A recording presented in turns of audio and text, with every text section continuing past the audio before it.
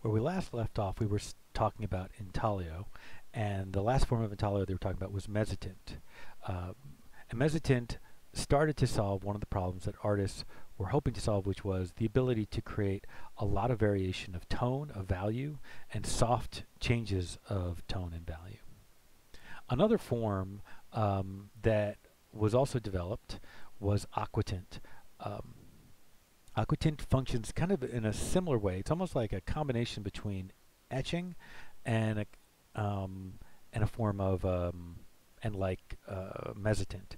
The way it works is, okay, remember when I told you about etchings, right? That what the first stage was to cover the plate in a ground, right? Kind of a hard rubbery substance, and then that could be scratched away to make your lines. Okay, well, there is a way to make that ground into a powder. That people figured out a way to make that ground into a powder, and what you could do is you could dust the whole plate with that ground powder. And there was a, kind of like if you've ever dusted powdered sugar on a cake, there's a tool kind of like that for printmaking, where you're dusting powder over the whole plate and getting it perfectly even across the whole plate. And then you heat the plate up, and every little grain of that powder then melts for a second, and then adheres to the plate and becomes a little dot that is a little dot of ground that will protect the plate. And so you're essentially making a whole texture over the whole plate. And then what you can do is then put that into an acid bath, and that will make a tone, depending on how much of the powder, how light the powder was, or how heavy. That tone could be dark, or a little bit less dark, or a little bit less dark. So one of the advantages of it that people started to figure out was you could work it a little bit more quickly and block in values, so that you could have like a value here, right, which was probably the first tone, and then you then blocked out every area that you didn't want that to get any more. Maybe probably Goya put like some sort of piece of paper over there to cover it, to make sure it wouldn't get any more of that powder. And then another area you add a little bit more to get a lighter tone, and then another area maybe even a little bit more, and then lastly you put pure ground over other areas to just preserve the whole plate, so that it wouldn't get any acid etching, right? And then you put it into the acid, and then he probably would come back and also work it like with linearly as well, with line work, with some sort of line tool. And so that's one of the advantages, but also it could give some very, very, if used properly, can give very, very soft tones, such as in this print version of Whistler's arrangement of black and gray.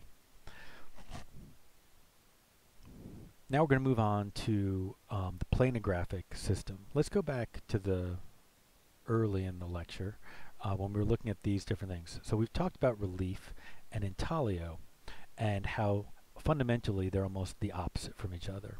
In relief, you carve a wood block, but you carve a matrix, and then that's the thing. Everywhere you carve is where no ink goes, and everywhere that you leave uncarved is where the ink gets rolled onto. In intaglio, you carve into a metal plate, an incision, and then you ink it and then wipe it away, and so the ink only stays in the grooves in the metal plate. Planar graphic systems are where you come up with a way that the plate doesn't have any high areas or low areas.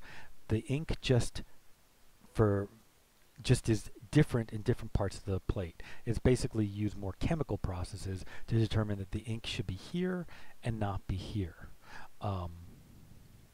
So that's how lithography works. It's actually kind of complicated, but basically the matrix in lithography, especially at the beginning, these days you can use metal plates for lithography, but back then in lithography you had to use a stone, and that's why it's called lithography, right? So you use this heavy limestone, big blocks, and they're quite heavy, and then it's treated a certain way so it's ready to be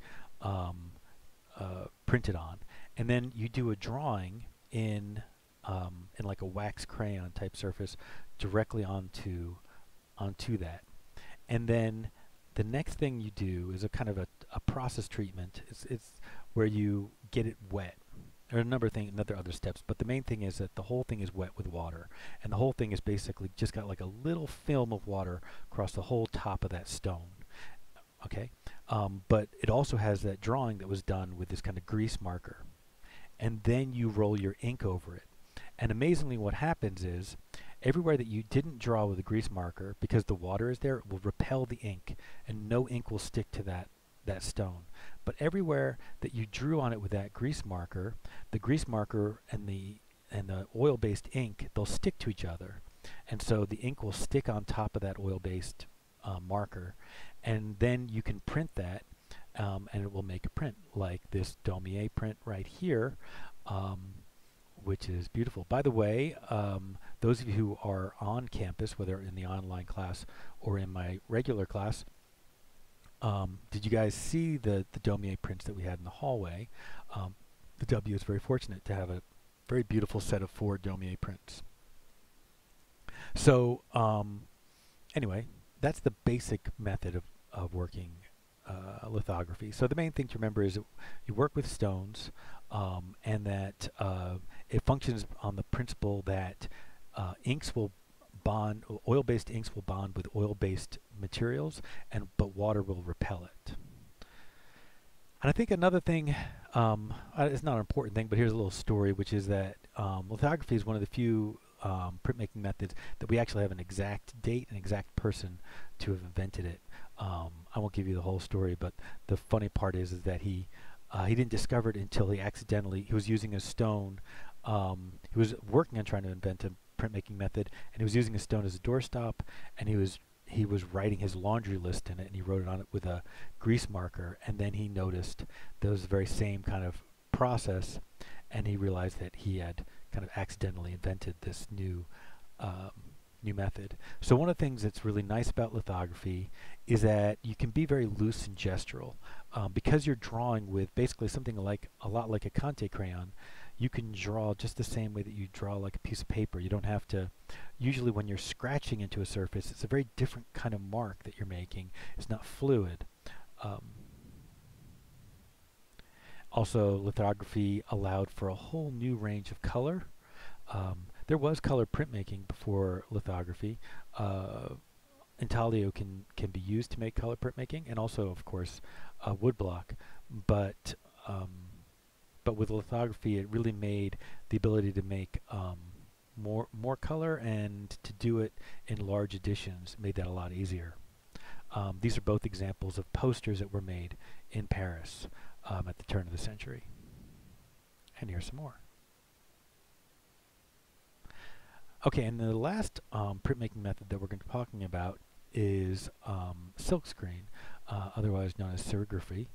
And making a silkscreen print is a different form entirely from the ones. It's not planar graphic, and it's not relief or intaglio. It's a stencil type of print where what you make is you make a screen, right, literally made out of a piece of silk, and some areas are blocked off and some areas are not. And then when you take a squeegee and you push ink through that screen, the areas that are blocked, no ink will go through, and the areas that are not blocked, other areas will go through. And then you can make pretty bright colored and large numbers of images that way. Okay. All right, that is the end of the lecture. All right, next we're going to be talking about perspective and space.